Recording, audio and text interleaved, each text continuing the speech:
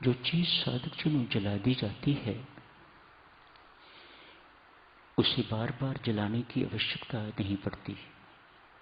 एक बार जला दी जाती है तो वह जल के चीज राख हो जाती है, उसके अंदर पुनर्जीवन की क्षमता नहीं रहती।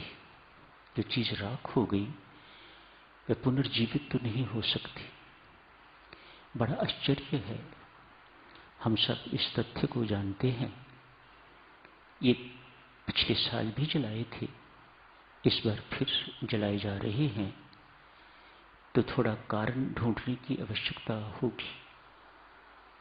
न जाने कितने वर्षों से पीछे हर वर्ष ये जलाए जाते हैं। होना तो यूं चाहिए कि एक बार जला दिए बस खत्म, उसके बाद इन्हें जलाने की आवश्यकता न पड़े।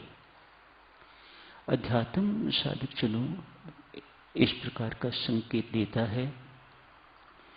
ये विकार ऐसे ही हैं, इन्हें थोड़ी थोड़ी देर के बाद, यदि नहीं तो कम से कम हर वर्ष जलाने की आवश्यकता है। ये अपने भीतर ही हैं, बाहर तो पुतले हैं उनके, लेकिन रावण, मेघनाथ, कुंभकर्ण, ताटिका इत्यादि, खरदूषण इत्यादि, ये सब के सब विकार अपने अंदर ही हैं और इनको थोड़ी थोड़ी देर के बाद मारने की आवश्यकता पड़ती है। एक साधन तो ये हो गया अपने आप को निर्विकार करने का। दूसरा साधन साधक जनों जो भक्ति बताती है वह ये है, आपने देख लिया ना, हर साल इनको जलाना पड़ता है, मानो ये मरते नहीं हैं। वास्तविक रूप से मारना चाहते हो, इन्हें खत्म करना चाहते हो, तो इनकी दिशा बदलो, इनका रुख बदल दो। इन सारे के सारे विकारों को परमात्मा के साथ जोड़ दो। जीवित हो मर जाएं, फिर हमें कोई फर्क नहीं पड़ता।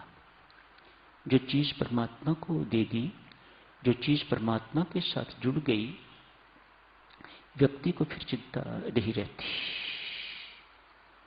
अब परमात्मा जाने, उसका काम जाने, वह इस सारे बोझ को ढोता है। प्रभु राम का स्वभाव है, देखिए सज्जनों, कितना प्यारा हमारे इष्ट, हमारे परम इष्ट, हमारे सर्वस्व।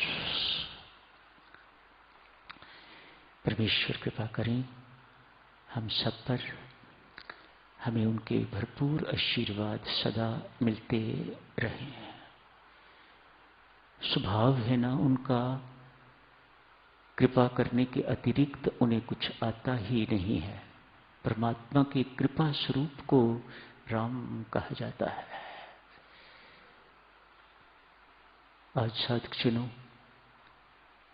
उन्हीं का दिन माना जाता है, विजयदशमी का दिन।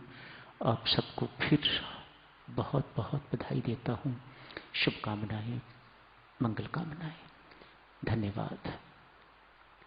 इंतजार करने के लिए आपका हृदय से धन्यवादी हूँ। बहुत कृपालु हैं आप, बहुत दयालु हैं आप। मुझ जैसे पर इतना स्नेह, अयोग्य पर ये परमात्मा की कृपा ही है, उन्हीं की अपार कृपा है। धन्यवाद।